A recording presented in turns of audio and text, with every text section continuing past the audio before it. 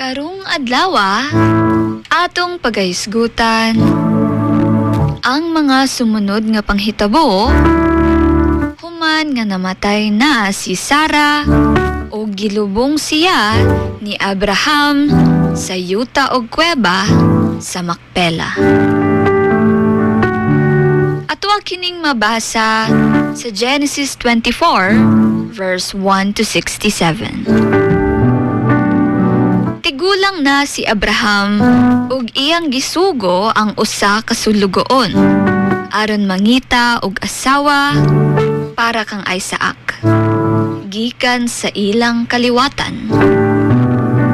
Ang sulugoon nangayo og timaan sa Ginoo ug natuman kini pinaagi kang Rebecca nga naghatag og tubig dili lang kaniya apan usab sa mga kamelyo. Si Rebecca gidala ngadto kang Isaac ug nahimong iyang asawa.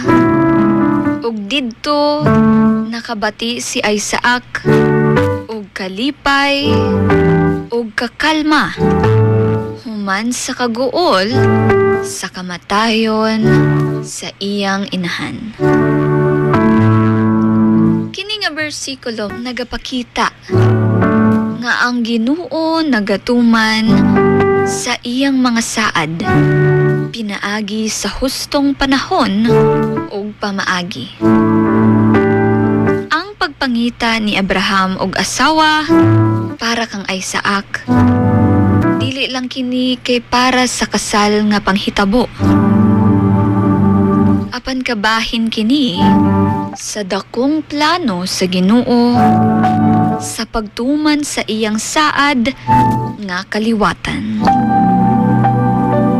Kini nagapahinumdum nga kung mosalig ta sa Ginoo ug mangayo og giya kaniya, siya maghatag sa hustong tubag nga nagdala og kalipay ug blessing para sa ato ang tanan.